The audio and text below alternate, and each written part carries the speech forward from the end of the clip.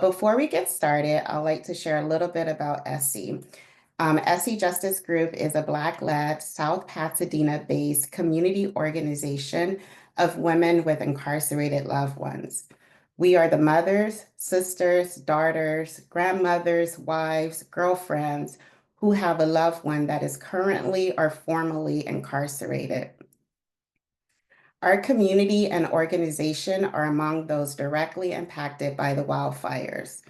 Over 100 women in our membership are in the immediate area of the Eaton Canyon wildfire, which was impacting Altadena. Like so many Angelenos, our community members are also navigating loss of wages, suffering the harm of unsafe air quality and lack of clean water access, and also stress, among a range of other impacts. We know that the instability created by the wildfires will impact our communities for years to come. And as an organization, we are here to support.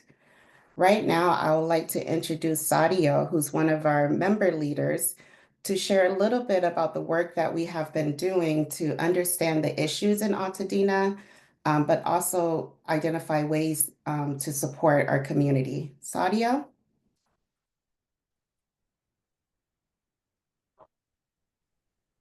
Okay. Hi, Sadi.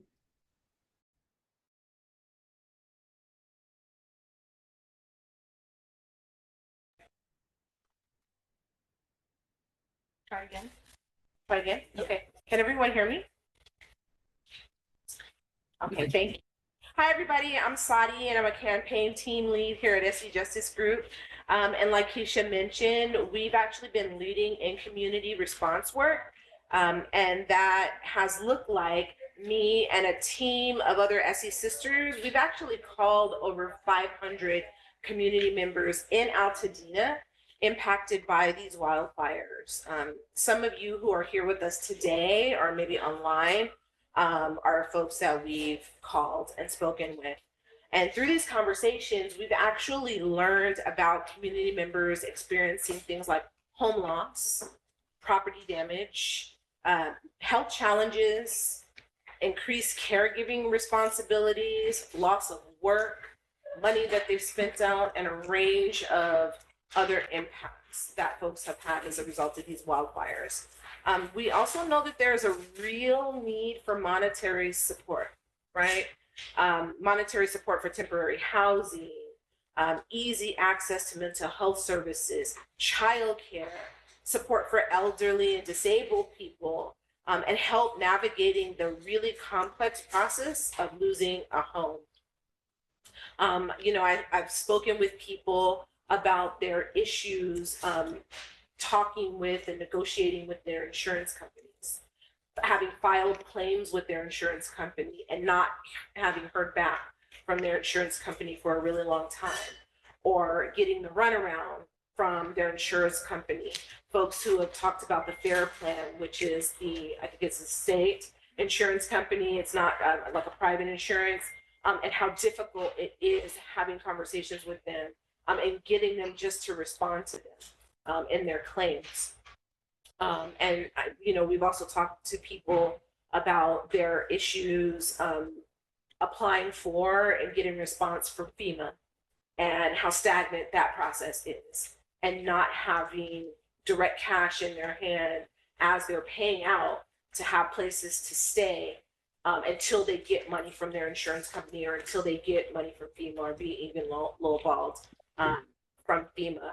And so because of those conversations, those concerns that we were hearing from community, we really wanted to have this panel to both bring voice to what you all are experiencing, but also to begin to provide support, to get you some answers, to help get you some direction from other people who have experienced these, horrific type of events.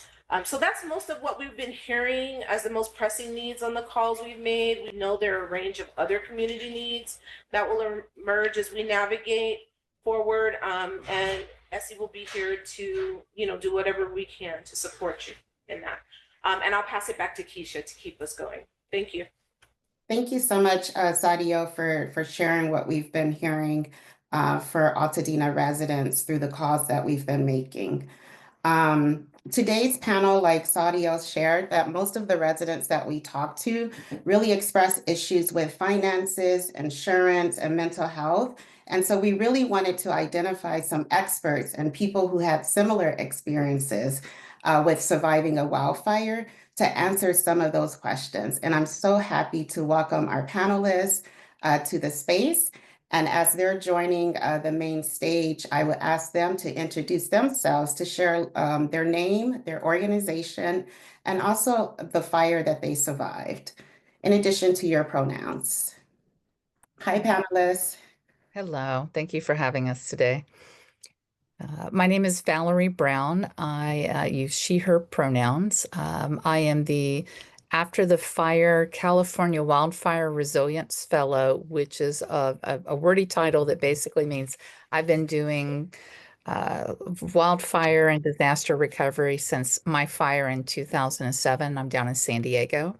And I've been working in this space ever since. And I have expertise with insurance issues, connecting with the disaster case management program, interacting with FEMA, HUD, SBA, all of those pieces.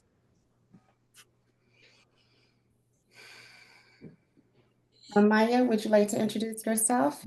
Sure. I am Maya Marquez. My pronouns are she, her.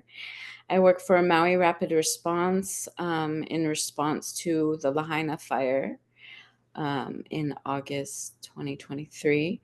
I'm a community outreach worker and case manager, and I specialize in harm reduction and mental health and grief. Thank you. And Jen? Yeah, thank you. Hi, everybody. My name is Jen Cowish, and I go by she, her, and I'm from Colorado, the Marshall Fire. We're just coming up on our 3-year anniversary of our fire, and I had a smoke damaged home, so I didn't lose my home, but I was out of my home for many months because of smoke damage. So I have a lot of experience in how I didn't get it right and how I learned all the lessons to know what to do now. And I'm very grateful for your time and having us here. So thanks. No, thank you. I'm really happy that all of you were able to join us today. In leading up to this conversation, I had an opportunity to talk to you all, and I've learned so much. And so I know those who are in the room who are actually surviving the fires will also be able to take away some important information. Like Sadio shared, one of the things that we're hearing is some of our neighbors are really experiencing this increased feeling of stress and overwhelm. And Maya, I would like to pass it to you for the first question. If you can, as survivors of the wildfires are reasonably reporting feelings of increased stress and overwhelm, what can you share with us today on managing the increased caregiving responsibility while also managing stress, anxiety, and grief, especially with the pressures of finances and insurance? Oh, and you're muted. No worries. Okay, can you hear me now? Okay, so managing caregiving responsibilities while dealing with personal grief and stress is an incredibly difficult task, especially in the aftermath of a disaster like a wildfire. Caregivers often put others' needs first, but it's vital to remember that your well-being is equally important. And so here are a few strategies to manage this, and I'd say setting boundaries and asking for help. It's okay to admit that you need help, and reaching out to trusted friends, family, and support groups can make a significant difference. For the Lahaina fires, it was community mutual aid that was the first response, and I was part of that process. So we got to see it live in action, that community takes care of community, and not relying on, the government for all your needs. Self-care is really important. Short walks, deep breathing, even just taking a moment to connect with something that brings you peace whether it's nature, music, or art. And then finances, can add overwhelming layer of stress, and consider seeking help from financial counselors or organizations that offer guidance on dealing with insurance claims. I know that there's many local and national organizations that you guys are connected with. And taking small, manageable steps, breaking tasks into small, manageable chunks when you're faced with overwhelming responsibilities, and focusing on one thing at a time can provide clarity and reduce anxiety. So those are a few of my pointers. Thank you so much, Maya. I really appreciate you sharing. Like the first step is to ask for help. And I know Yeah. sometimes that could be difficult, but it's the first step in the journey as we all cope with some of the crises that we're experiencing in life. So thank you so much for lifting that up. Yeah. Another question we received, Valerie, was around navigating insurance. Are there things people should pay special attention to, or things that are typically overlooked in navigating insurance process? And if you can also speak a little bit about FEMA support, and I'll just pass it to you around that. Yeah. So with insurance specifically, and I know it's very frustrating with people reaching out and not getting response, but don't give up. Just to be clear, those adjusters that are working for the insurance companies are they're overwhelmed with the number of calls they're getting. And especially with the California Fair Plan, it's a small group of people. And so they're trying to bring in capacity to help, but it's just a slow slog to get that up. So don't stop calling, document when you call. And honestly, piggybacking on what Maya said, a lot of it is focus on those most important things first. Finding your family someplace safe for temporary housing, getting yourself established, and then laying out and kind of mapping it out into bite-sized pieces. One of the most important things, and I'll put it in the chat, is just knowing your rights. Just a caution for everyone. A lot of the adjusters calling are not from here. They don't know. They're supposed to know California law, but they pull them in from all across the country, and that muscle memory is going to put them back to what they know, which is not what they learned about our state. So we have a lot of insurance rights as consumers in California. Please know your rights, take advantage of those, reach out to the Department for Insurance for help. Two things about FEMA. You definitely want to register, even if you have insurance. That deadline is coming up very fast. And the reason you want to register with FEMA with insurance is you may have gaps in your coverage, especially if you have the California Fair Plan. You most likely do have gaps. And with those gaps or your insurance deductible, FEMA can help pay those costs, but you have to apply before that deadline. And the second part is once you apply and you say, I have insurance, you're going to get a letter that feels like a denial. And it's basically their attorneys have them write a response letter that says, we just need more information. But the way the attorneys pretty it up, it looks and feels very harsh, but it really is just, please give us more information to make a decision on. And just to be frank, you might not need them right now. And so your circumstances might not change, but then you'll file an appeal with FEMA when your circumstances change and you have a gap. And I know the language says you have 60 days to respond or appeal, but if your circumstances change after that 60 days, you can still appeal. So for example, with your additional living expenses, if you're a renter, your insurance might cover you for those first 3 months, but it is not going to, you're going to run out of that afterwards. And so when you run out, that's when you're appealing to FEMA. I need help with housing assistance until the home that I was renting is repaired, that kind of thing. And thank you for putting the new deadline in there. I was hoping and praying that was going to happen. And that's much better news. And if you need help with that, go into the disaster recovery centers and have them help you fill that out. It is not necessarily the easiest thing to do online or over the phone, go in and just sit down with someone and have them help you. And you can go in every day, honestly, until you get that application done. And if you have an issue with insurance and they're not responding, the Department of Insurance is staffing it. They have people there just to help you with the process. Go in with what you have and then ask for help. Both of that's why there's staff there, is to make it a kind of a one-stop shop to help you. Please take advantage of it. It is your taxpayer dollars at work, and make them work for you. And Keshia, did I get everything? I think you did, and I really appreciate you also dropping resources in the chat, and any resources shared during today's call. Our team will make sure that it's emailed out after today's event. So definitely, if you lose the link that Valerie dropped in the chat, we'll definitely make sure you get that after today's event. I also appreciate you lifting up the importance of knowing your rights. A lot of times these companies can take advantage of us when we don't know our rights. And so I appreciate you dropping the resource and also underlining that. And as one of the folks dropped in the chat, the deadline is March 30th to submit your FEMA application. And I know Valerie spoke a lot about that it's important that you meet that deadline. And so March 30th is something that we should make a note of.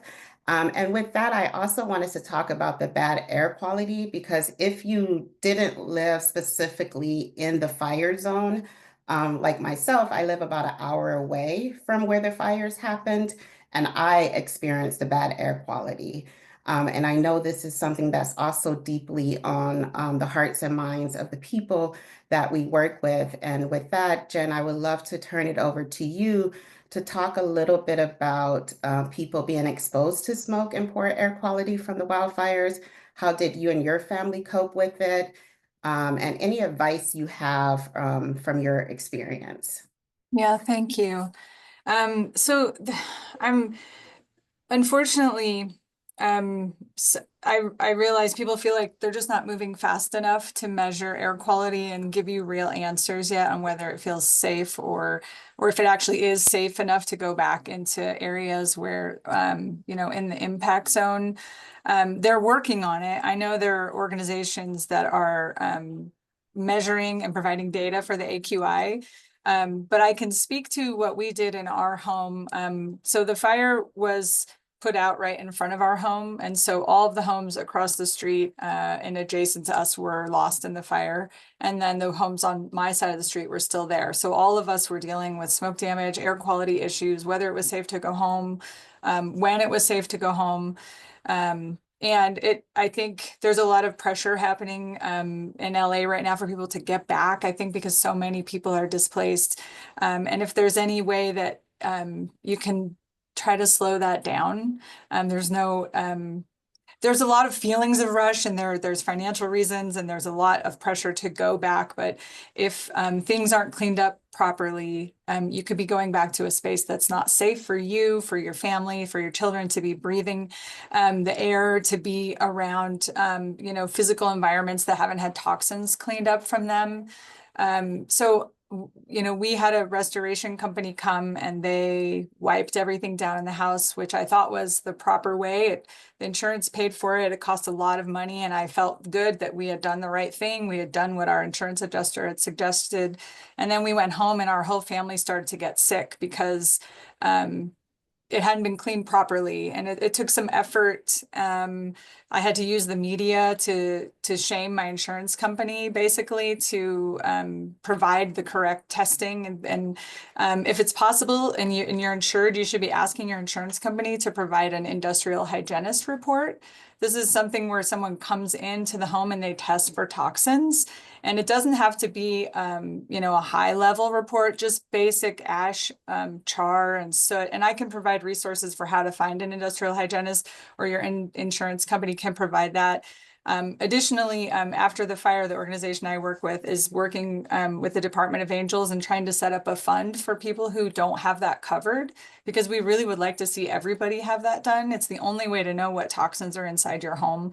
And so, you know, we got that done. We found that there was still toxins in the house, even though they had a proper remediation or restoration company come in and wiped everything down. So we moved back out, and it took a few months after that to properly clean the house. But when we did come back, the debris was still there. And so we bought purple air monitors. We did a lot of work on our own to just try to be able to check the air near our homes and see what it was like out in the yard or out in the, just the adjacent community. And the insurance companies did pay for that. So if you're insured and you have to, do some sort of testing like that, then you should definitely be asking them, keeping receipts for things like that. But yeah, it's very, once the inside of your home is remediated properly, you can control that space. It's very difficult to control the space outside of your home. But I will say a lot of people are worried about going back before the debris is cleaned up. But there's a strict process for how they have to remove the debris. And we lived in our home through the whole debris cleanup process. And it went very well. We did not experience any kind of effects from it. They have to wet everything down and when they're moving it and wrap it. And so it's all very contained. I think people are very worried about moving back into an area. I think my bigger point to that is your mental health when you're living in a space that is a disaster area. It's very triggering. It's hard. It's sad to go home to your neighborhood and you have all these memories of what it was, and there's homes and people, friends, families that that their homes aren't there anymore. So have a plan for how you're going to address that for you and for your kids. Things were very surprising, triggering for my daughter of just, she was okay when we moved back home, but when they cleaned up the debris, she had a really hard time because that was the last stuff that was, our neighbor's stuff. So, just have a plan for that. That's and I think staying in community as well. I think people kind of isolate, and especially with the standing homes and smoke damage, there's this idea that like, well, you didn't lose your home, so you don't maybe have a right to be upset about how terrible and hard this is, and your community's still been disrupted, and so stay with each other in that. Find the groups that make sense for you to get comfort, and at least at the minimum, you have somewhere to go and complain safely about it. Yeah, I really appreciate you lifting up the importance of safety and also staying in community. As an organization, creating communities of care is really important to us. And as someone who worked in the climate justice space, we often say when there is a climate crisis, the people that you lean on first is the community. And so it's really important that we have each other and that we see each other as a resource. But you also lifted up the feelings of loss, the feelings that comes when you recognize that you lost either your home, your possessions, your neighborhood, a community that you probably grew up in. And so, Maya, I think this is a great opportunity for you to speak a little bit about any insights on how people can manage the compounding feelings of loss and uncertainty, and any resources or practices that you can share to help people in the grief stage. Yeah, absolutely. For us on Maui, it was a very concentrated space and a deep loss for many kanaka, which, if you don't know, is the proper term for a Hawaiian. So it was really important to be culturally sensitive, and the compounding feelings of loss, whether it's a home, community, or loved one, is really incredibly challenging. And for those feeling the weight of grief and uncertainty, these are some things that I think might help. Grief is nonlinear. Grief often comes in waves and doesn't follow a predictable path. And it has many different stages, anger, sadness, numbness, or even moments of unexpected joy that, wow, okay, I'm blessed, I'm alive. So I think engaging again in mindfulness practices can help manage those feelings. Breathing exercises, meditation, grounding techniques, which is really a good one, is focusing on all your five senses one at a time. And those can bring moments of calm in the midst of chaos. And connecting with others who are in a similar situation as yourself. For me, we were able to set up a weekly, here we call them talk stories, and it's a space for, it was for the first responders to gather once a week and literally just vent.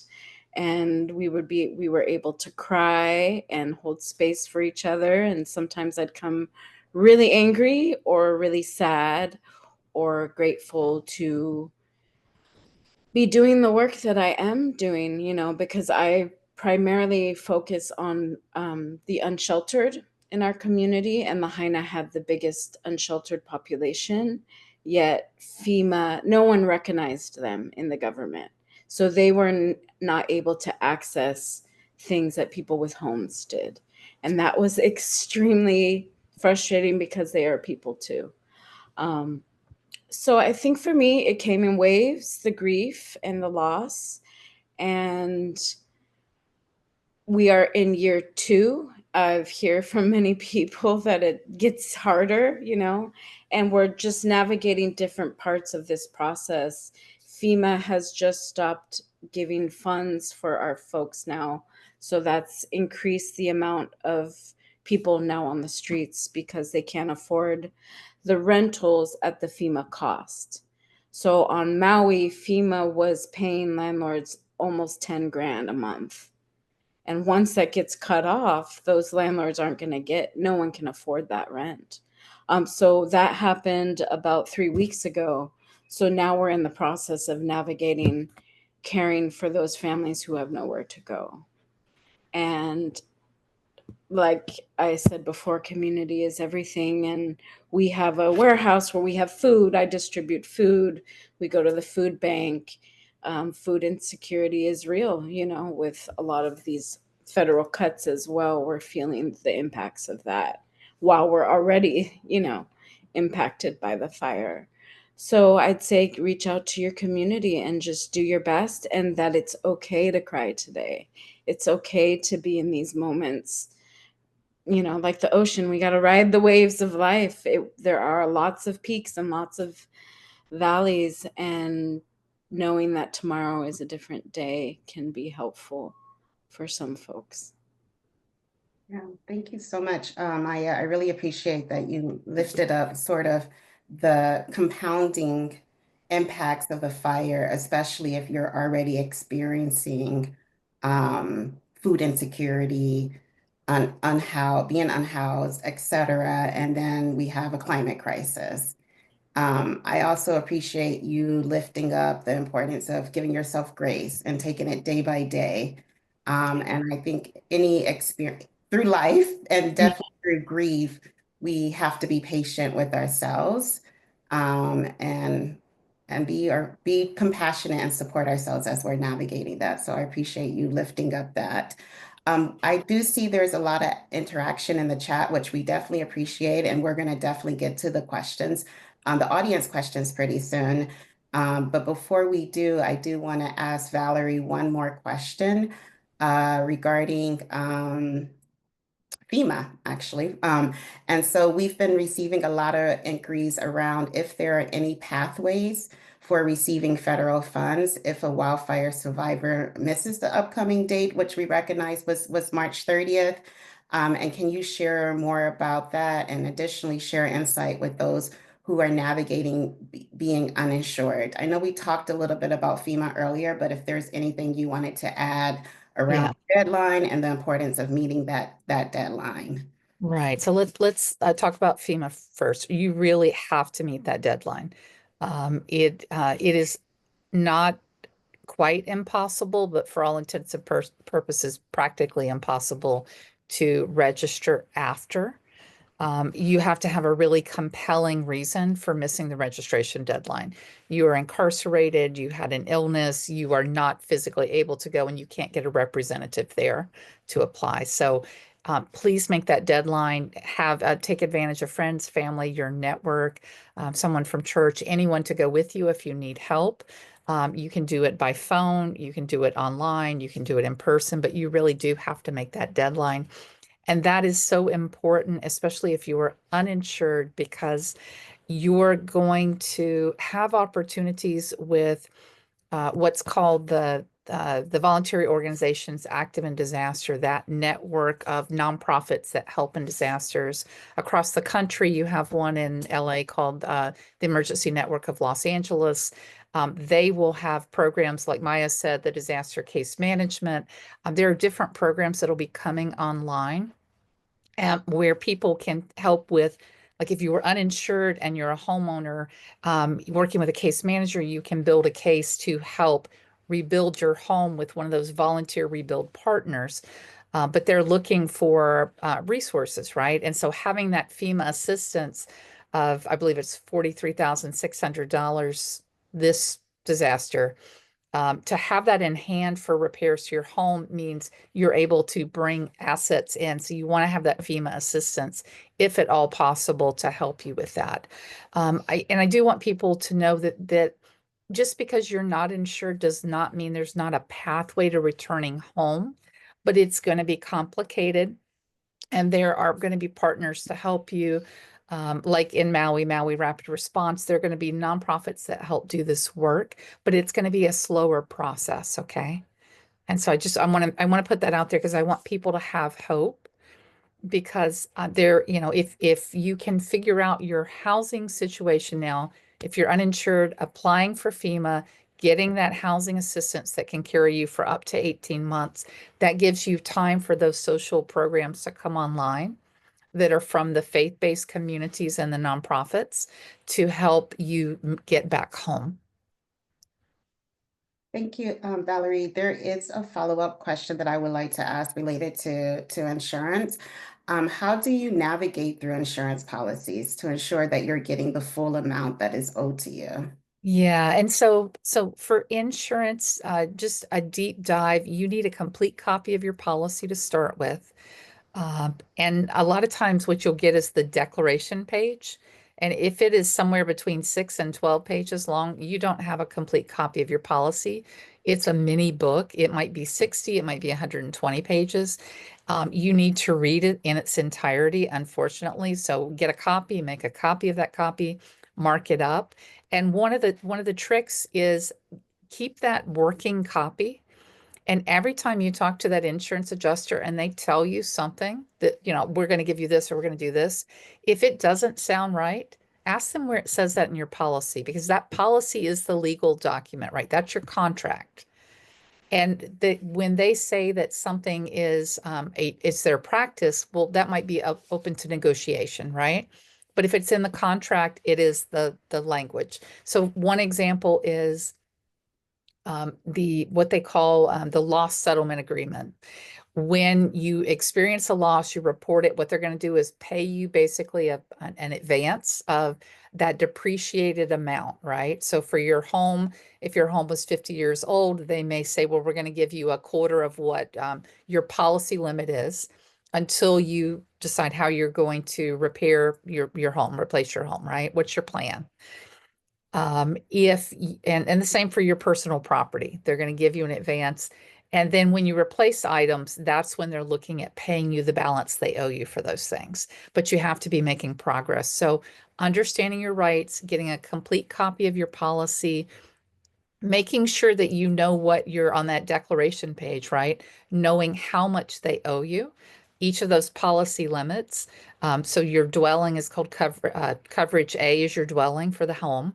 And it's important to read that language, because pretend it says you have $500,000, but later in your policy, it says you have an extended replacement coverage that increases that another 50%. Well, now you have $750,000. But if you don't read the policy to know what that is and how it applies, you're not going to know that. And if you're not sure, again, take your policy into the disaster recovery centers. Ask the Department of Insurance to review it with you and tell you what you have. On the United Policyholders website, they've done a webinar on how to read and understand your policy. I just did one last week on contents, your personal property. There's a lot of those workshops there that are recorded. Take advantage of those. But if you need that one-on-one assistance, go there. And I will say for anyone, if you're not sure what you have, figure out what you can get on your own before you look at hiring professional help. Because especially if you're underinsured, Hiring professional help might be necessary, but be aware that they're going to get paid out of your insurance settlement. So while they might bring you more dollars, it might still impact your ability to recover. So I do want to caution with that. One of the tools on the United Policyholders website that's really helpful, and it's a Wildfire survivor from Los Angeles County in 2018. He was a CPA and he made it's a little simple spreadsheet that you don't have to know Excel to actually use, right? You just have to know where to enter in, but it's where once you do those calculations of what you owe, it's set up where every time you get a check from your insurance company, you plug it in, it keeps the math straight for you. So you know where you're going and how much you have left to spend. Thank you. And Tessa actually asked a question in the chat for you, Valerie. How and when do people access the extended coverage you mentioned? So usually with that, they're not going to pay you that. What they'll do is that policy, that extension will trigger when you provide a contract. And so you're looking at, okay, I've signed a contract with a builder. And now that you're going to work out with them a payment schedule for that builder, right?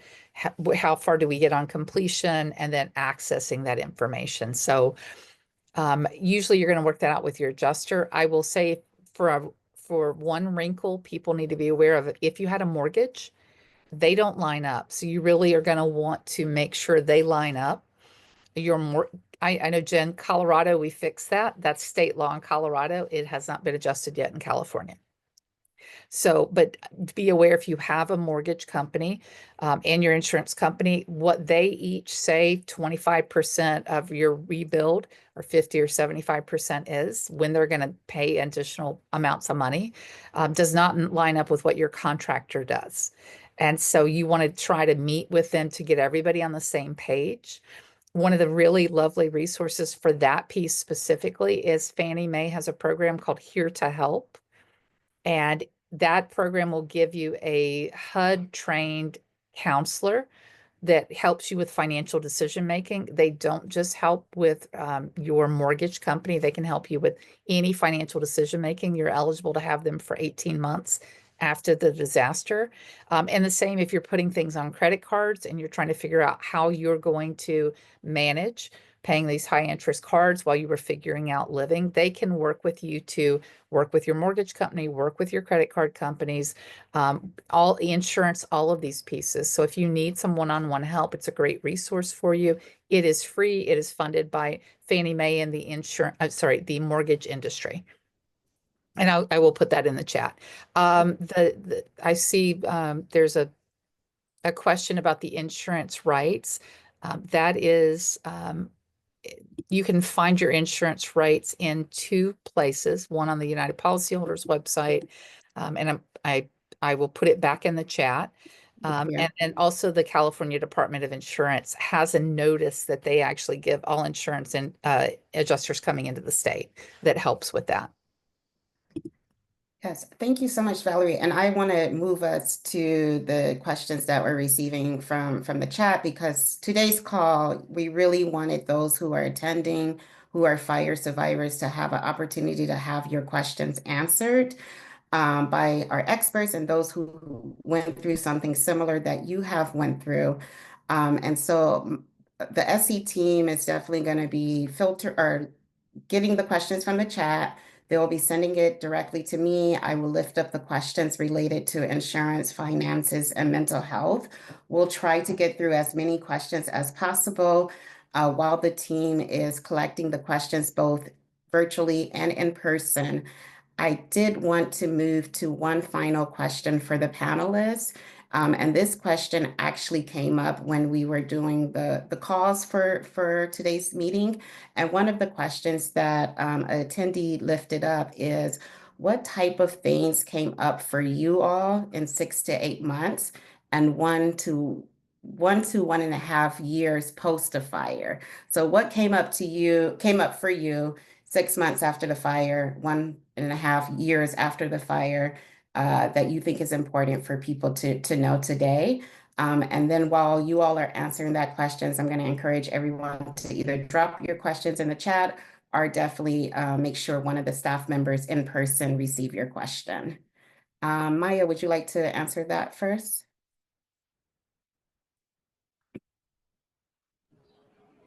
Could you repeat the question? Yes. Is there anything that came up for you 8 months after the fire or a year after the fire that you want to share as a way to like make sure people are aware of it?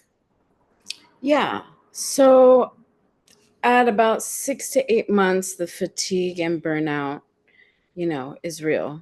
By this point, many survivors feel physically and emotionally drained, and there may be a sense that they should be getting better or moving on. But the reality is that recovery takes much longer than expected. Re-entering routine is important. Survivors might feel pressure to get back to normal, but this can feel impossible as normalcy has been shattered. And the trauma may still be fresh, and daily life can feel overwhelming. There's also survivor's guilt. Those who made it through may struggle with feelings of guilt, especially when others lost more or didn't survive. And at about 1 to 1.5 years, I'd say disillusionment and the second wave of grief is very real. At this stage, people often realize that recovery is a long-term journey. The immediate chaos of recovery may subside, but the weight of what's been lost can hit harder. And this is when the secondary trauma can emerge. Difficulty with rebuilding. Some survivors may face disappointment and frustration in the rebuilding process, especially if insurance has not covered everything, and if rebuilding feels slow or impossible. And also at 1.5 years, the new normal. At this stage, some people begin to accept that their lives have changed forever, but they're still struggling with how to fit this into their new reality. And survivors need to be aware that emotions like anger, confusion, and exhaustion can surface months or even years after the disaster. And recovery doesn't have a fixed timeline, and what they are experiencing is very valid. Thank you, Maya. Jen, is there anything that came up for you 8 months after the fire, or a year after the fire that you want to lift up? Yeah. 6 to 8 months after the fire, as Maya said, like I was just exhausted. I was like running on pure adrenaline, trying to do all the jobs, fighting with everyone. I mean, everyone, everything was a fight, everything was a struggle. No answers came easily. There was no process. There was constantly moving information, and I was just exhausted. And I forgot to remember I was also fighting with my husband and fighting with my kids, and I was fighting with everyone. It's because there's this thing, it's called fire brain. It's I don't know if we've coined that term, but it's trauma, right? You're in a space of trauma. You're not dealing with things like you normally would. Your brain isn't working as well as it does, and there's so much coming at you. And so I think there's just a lot of fatigue, and the adrenaline starts to wear off a bit towards the end of the first year. And I think that's different for different people, depending on, some people retreat and some people fight, and everything in between those two. But I think it got a little chaotic. One of the advice that I heard after our fire was to start an email address only for fire stuff, because you lose everything. You can't keep track of it all. And then 6 months later, somebody will ask for something like a denial letter or something that you're like, I don't even know where to find that right now, because everything has been, flipped upside down. And I realized too that I hadn't left the fire area. Like I had not taken a break from it. And so I highly recommend, if possible, even if it just means going somewhere that's an hour away, or just somewhere where no one's going to be talking about fire, because you just don't ever stop talking about it. And it like telling your story is cathartic, but you need a break from it sometimes. And I noticed when our 1 year anniversary came, I couldn't stop I was so emotional. I just couldn't stop crying. And I felt like I had handled it all very well. And then I was just breaking, and I realized like, I had not taken care of myself at all. I've taken care of everybody else. I've taken care of all of the needs of people around me, but I've done zero to process this for me.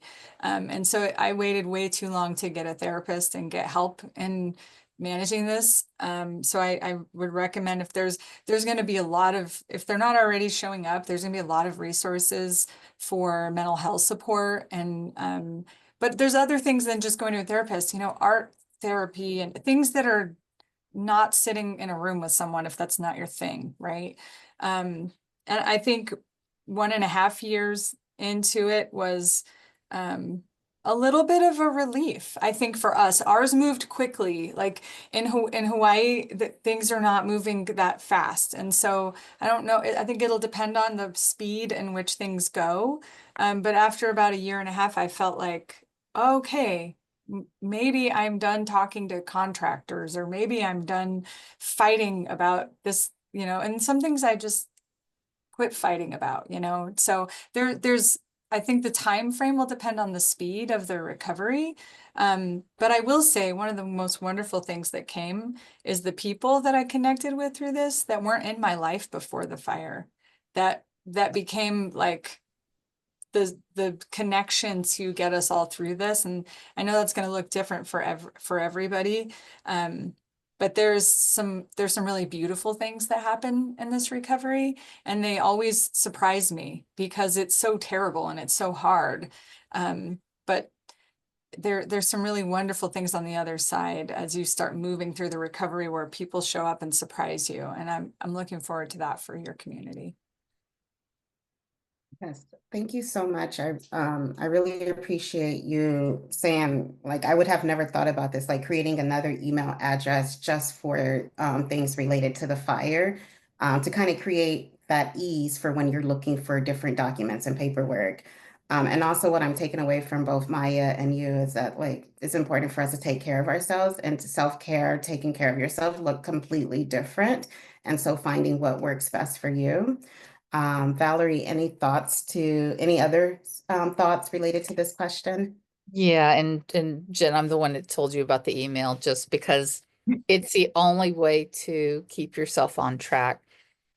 So at 6 months, one of the things that I found incredibly frustrating after our fire was the fact that most of the community, they got to take their lives off that pause button and not think about fire anymore. And it was very isolating. So we ended up creating, and by creating, just getting together and having peer support groups that met. We did one for our kids, older kids, so the tweens and the teens. We had a Fired Up Sisters was the women's group.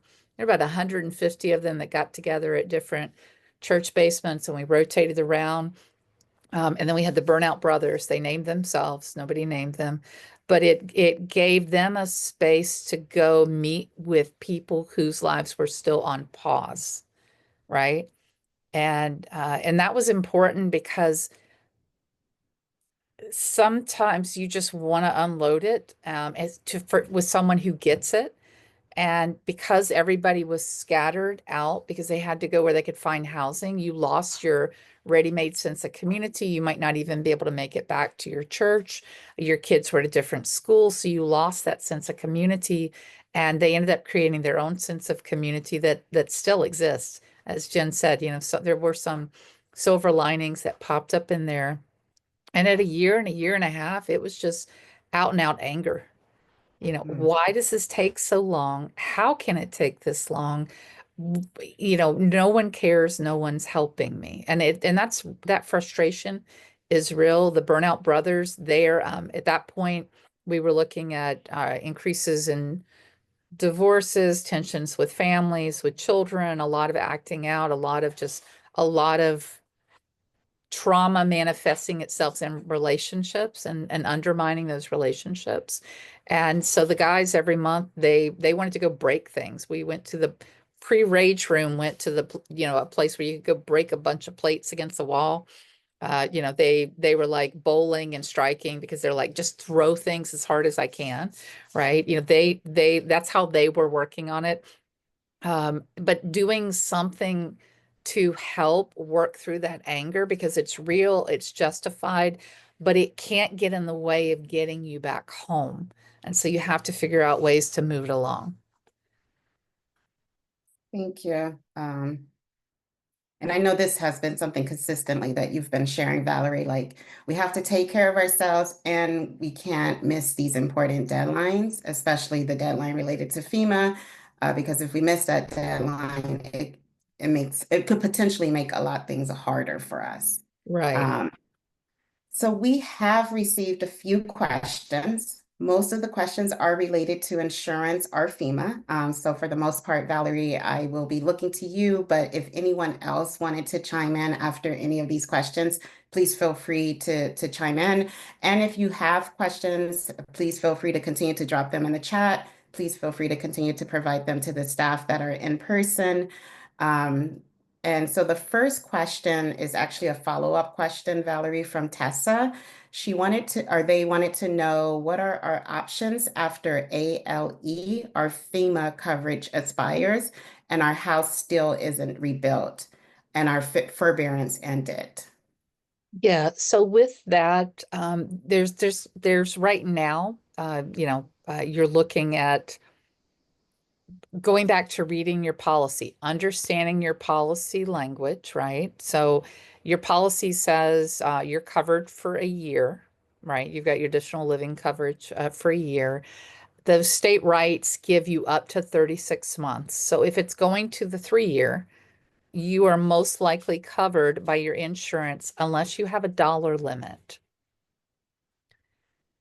If you have a time limit, you can ask them depending on where you are in the rebuild process. If you're making progress and you need 3 months, you can reach out to your insurance company about 3 months before and ask, will they cover you? Sometimes they will because you're close. Sometimes they won't, but sometimes they do. I've been doing these since 2007, and I've seen it's a mixed bag. Maybe 30% will, the others don't. But that is an option to ask for continued assistance. The other thing is to be aware of and be registered and connected to all of those other resources there. So if there is a Fire Survivor Network email, Slack channel, Discord, whatever it is, plug into those so that you are always in the communication loop of what resources come online. Because like after the Woolsey fire, and the Thomas fire too, for that matter, after people's insurance ran out, there were nonprofits that were providing funding, mostly through disaster case management, to help people bridge that until they got home. It's not a you're going to get a year of a housing assistance. It was more of a month to month or maybe 2 or 3 months. I've seen that happen in multiple disasters in California because we know the philanthropy community knows that housing costs are going to be the biggest expense for most people, and that's where people are going to need assistance in that long-term recovery. So don't feel like you have to come up with that plan on your own. What you do have to do is plug into these support networks so that when you have a need, you know who to communicate that with. Yes, and Tessa actually also had a follow-up question. Are there any organizations providing gap coverage after the funds dried up from either FEMA? I don't know who they will be here because we're not there yet, right? But they will typically pop up. In Santa Cruz, it was actually the Long-Term Recovery Group, which is the organization, and by organization, I mean a collaboration that stands up where all those nonprofit and faith-based partners collaborate. So that Long-Term Recovery Group is who pulled those resources together and then got them out the door through case management. And I will say case management, the Catholic Charities of California, they're the state administrator for that FEMA funded program. There will be other agencies providing disaster case management that are coordinating with them. Some of them will do it for a year. Some of them will be here for 5 years. After the Camp Fire, I believe they ran 6 or 7 years. And they were the place where you went when you needed assistance with things like this. So that's the place to go.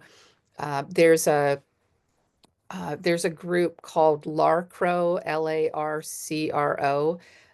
They are the regional long-term recovery organization in Los Angeles County. They have a registration system called Vision Link. If you register there, you'll be connected to all of those groups, and I will put that in the chat. But unfortunately, we don't know the organizations providing that because they don't know yet what the needs are and who's going to fund that. But they will come along, okay? Thank you. We're really happy to hear that there would ideally, hopefully, there are organizations that will come along that will support people after the FEMA resources. Jen, you talked a little bit earlier about the insurance being able to cover the damage related, the smoke damage. And during the RSVP process, one of the participants raised a question around how can people get insurance to cover the smoke damage containing toxins? Yeah, sure.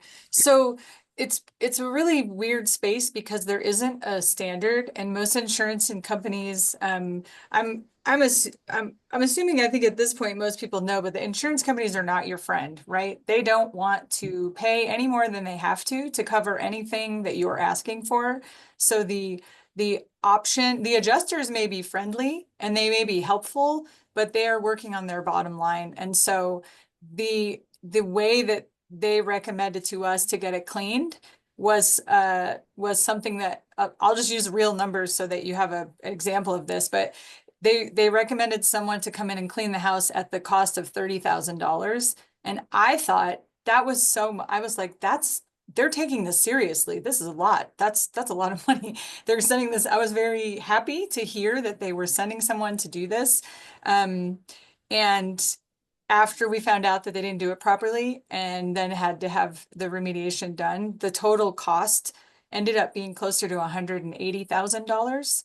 And so you could understand why they would be very happy for you to take we wiped it down over what actually had to happen to clean the toxins out of the house. And so insurance companies as Valerie said, it depends on your policy. But also, once you have evidence of toxins in your home, what I have found is that it really opens the door for you to tell the insurance companies what you're going to do to fix whatever it is to get it to a place where you feel safe. So it becomes less prescriptive from them telling you this is what we're willing to do, and more of you advocating for this is the minimum remediation to the max remediation. For example, if there's toxins on the walls, the choices you have is you could paint it with a special kind of paint that encapsulates so it like seals the wall. That's like the minimum. Or you could tear the whole walls out and replace them. And that's more like the maximum. And so it's going to depend on what your comfort level is and what you're advocating for yourself with the insurance companies. And there were some things that they approved for me that was more than I thought I needed. And other things where I was like, this window's clearly damaged, but they wouldn't replace it. And so there's no like, it's always going to be this way or that way. It's really going to depend on your insurance company, your level of need. Like we have a daughter who has asthma, so I was probably way more over worried about things than maybe someone who isn't dealing with respiratory issues. And then, kind of it's really just to start the conversation with them. What they tell you can do in the beginning is just the beginning of the conversation. I was making adjustments to what they had allowed for us to do 18 months into the process. And that's another part of it, is it takes a while to do this. Like people to do the work are hard to find with so many people impacted. It's just, I think what I didn't realize was that it would take a long time to recover a house that was still there. So as far as the insurance goes, I'm a big fan of like, ask for forgiveness, not for permission. Like full speed ahead, whatever you need for your house and your recovery. We saw in our community really positive results for once the toxins are established. They don't have a lot of no's anymore because it's in there, it's in your house. So that's helpful to get that report so that you can show that it's there and then take care of things. Thank you, Jen. We're going to do take a quick moment just to see if there are any in-person questions related to finance, insurance, or mental health before I ask a final question. And so if you're in person, please feel free to let Tanisha, Minerva know if you have any questions.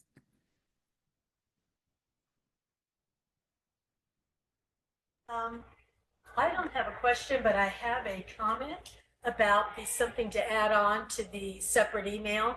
The other beauty of that, good thing about that separate email for the fire is it gives you the space to have your other email without the fire cropping up in your face. It gives you a little private space from it. So I would encourage people to do that just for your peace of mind. Thank you. Thank you. Are there any other questions or comments from our in-person audience? I have a question. So I rent a room from my family, and our house is still standing, but there is houses around us that burned. Behind are the street on both sides over, even the streets up and down. There's a lot of things that I cannot apply for because my parents, who are the owners, applied. So I don't know what I can do. You know, I'm a mom with 2 kids who their father is currently incarcerated. So he can't help me as much as he wants to. Thank you so much for sharing and being present with us today. And I want to see if Valerie or Jen or even Maya had any thoughts to your question and your experience. Yeah, I start with that's heavy, and Maya, I know you're going to add a lot more. Just if the thing like with the FEMA application and Red Cross and those things, if you had a rental agreement or something with your parents where you were basically treated as a household within, not within their household, but you were another household in addition, you may be able to go back to Red Cross and FEMA and get that. But if your parents listed you and your children as part of their household, I don't believe that's fixable for that piece. But that does not mean other resources are not available to you. Being out of work, there's the EDD program that has launched. I don't know. That won't come on quickly, but there's there's the disaster SNAP program, eSNAP program. There's some other resources there that should be eligible. You should be eligible for. And Maya, you've got much more to say because I know you were living that in Maui much more. Yeah. So as someone that qualifies under precariously housed is what that would qualify under. I think that I had a client who was houseless at the time, different situation, obviously, but we used the system in the way that we could. And I, as a caseworker, was able to identify him as being a Lahaina fire survivor.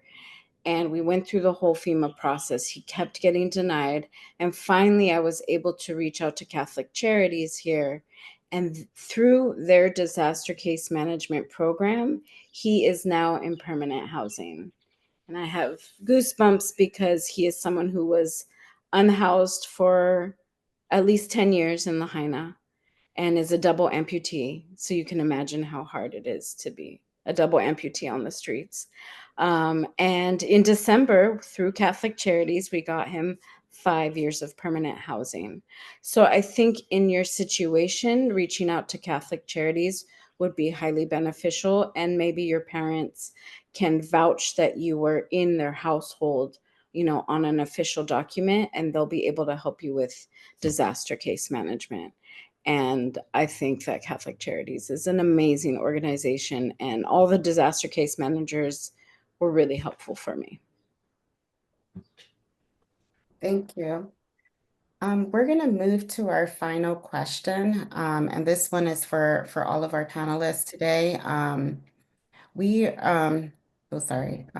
So we know the road ahead will be a long one.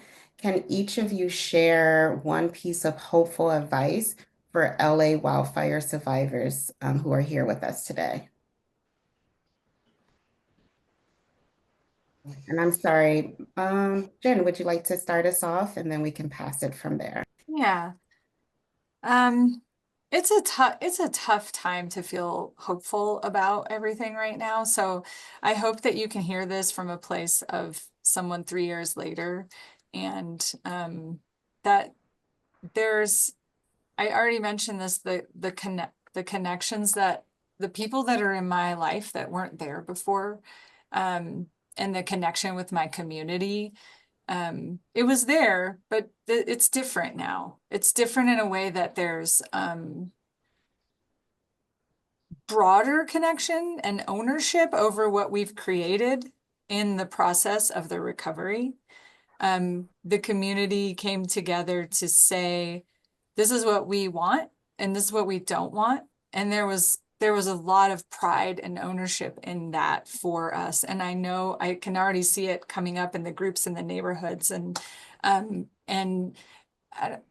don't know that there's a word for it, but there's something to the feeling of that grounding in recovering from the ground up together, that brings a connection that in this world, it's hard to find that. And I would never want to go through the fire again, but it is a beautiful thing that's come from it. And you're building that right now. Thank you, Valerie. Yeah, and Jen kind of stole a little bit of where I was going, and that I just want to I want to remind all of you that recovery from a disaster begins and ends locally. It's you, your household, your family, your neighborhood, your community, these groups. There are a lot of groups coming in to help. They are not experts in your community. They are not experts in your household. You know best what your needs are, and be strong in advocating those. It's a life-altering event. It is a traumatic event. It's a very adverse event, and it will change you, your community, the institutions that are here, and and and and while other groups don't technically owe you something, they owe you the courtesy and respect of knowing that you know what your needs are, and not to downplay and minimize that, because at the end of the day, all those other groups are going to go away.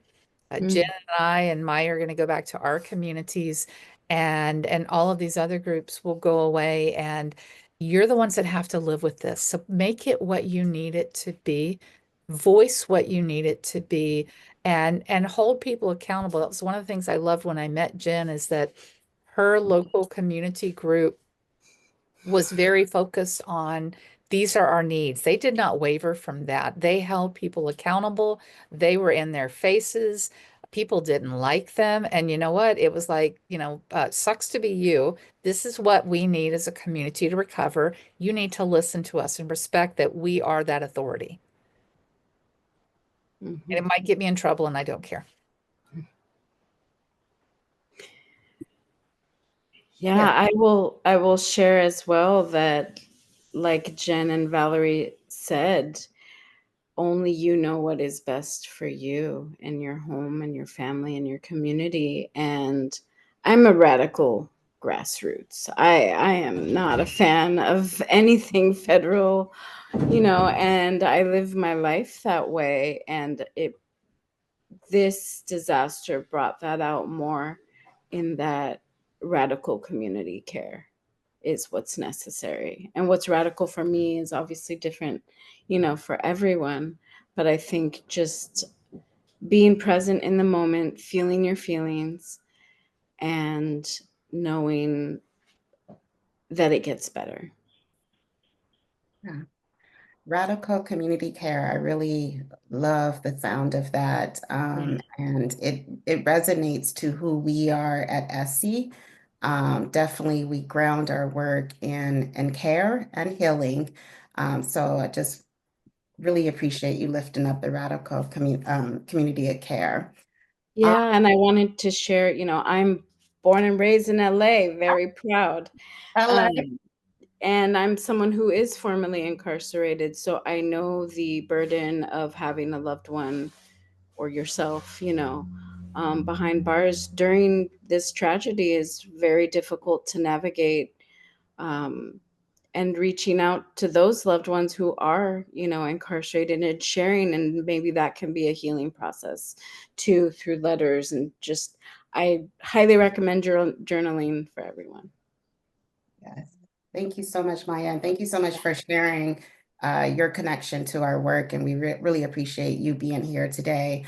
And Valerie and Jenn, also thank you so much for joining us, sharing your wisdom, your experience. I know I'm taking a lot from today's conversation. And I hope those who are attending are also taking away something from today's conversation. While our panel is coming to an end, we definitely encourage you to stay involved and connected to Essie Justice. I'm going to do some closing remarks, but before I wanted to share that Maya will also be leading us in a grounding activity. So if you feel called, please feel free to stick around. And towards the end of the event, we'll be doing a grounding. And I will definitely let Jenn and Valerie step away, but we definitely appreciate both of you joining us. So again, just thank you everyone for attending today. It was an honor to moderate this conversation. As I mentioned at the beginning, all the resources that was shared today will definitely be emailed out to you, in addition to a recording of this video. So if a neighbor, a friend, or family was unable to attend, we hope that you also share this video with them. You can also stay connected with Essie at Essie for Justice. Actually, we also wanted to make sure you have a resource spreadsheet that my team will be dropping in the chat. Those are some additional resources that we hope are beneficial as you are navigating the wildfire recovery. I also wanted to share, as I shared at the beginning, we are an organization that work with women who have loved ones who are currently or formerly incarcerated. And we are an organization that bring those women together through a 9-week Healing to Advocacy program. And in that Healing to Advocacy program is an opportunity for you to connect with other sisters. It's an opportunity for you to share your story and also start your healing journey.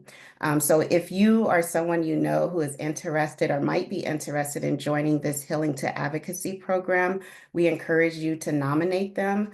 A link for nominations will also be dropped in the chat. So definitely feel free to nominate a woman who might have someone who is either formerly or currently incarcerated. I also encourage you to stay connected to Essie. For those of you who are in our space, we hope this would not be your last time stopping by. And for those of you who joined virtually, we also hope to see you sometime soon. And with that, I would actually like to turn it over to Maya. Maya spoke at the beginning and throughout her presentation about the importance of really grounding ourselves and staying present with our bodies through our journeys. And Maya graciously is going to lead us through a grounding activity. And I invite you all to participate. Maya, you actually have 5 minutes, so please feel free to use the time if needed. Okay. Thank you very much. So I'm going to share something that I actually was taught while incarcerated. And I, in the beginning, had a lot of panic attacks and cried deeply. I was nursing my 2-year-old at the time and was ripped away from him. So that was very traumatic for me. And so, you know, a woman, an elder said, you know, you got to stop crying up in here because that shows that you're weak. But let me show you a little exercise that can help you when you feel that overwhelm. And I still use it to this day. So anyone who is in person or on Zoom, you can go ahead and turn your camera off if you want to or not, but just go ahead and close your eyes. So I want you to take one normal deep breath and kind of ground yourself and get into your body. Put your feet on the ground if you can. If you can remove your shoes, go for it. I kind of live barefoot over here. So now we're going to take a deep inhale. 1, 2, 3. And you're going to hold it for 3, 4, 5, 6. And exhale. 1, 2, 3. Inhale again. 1, 2, 3. Hold it. 4, 5, 6. Exhale. 1, 2, 3, 4. Inhale again. 1, 2, 3. Hold it. 4, 5, 6. Big exhale. 1, 2, 3, 4, 5, 6. One more time. Inhale. 1, 2, 3. Hold it. 4, 5, 6. Exhale.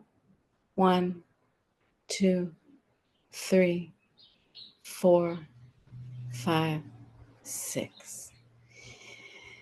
You can keep your eyes closed or open and just slowly reintegrate into your body.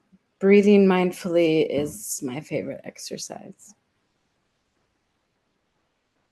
And I hope that was helpful. Oh, sorry. That was extremely helpful. I appreciate you leading us in that activity. And with that, I just want to again thank everyone for joining us today.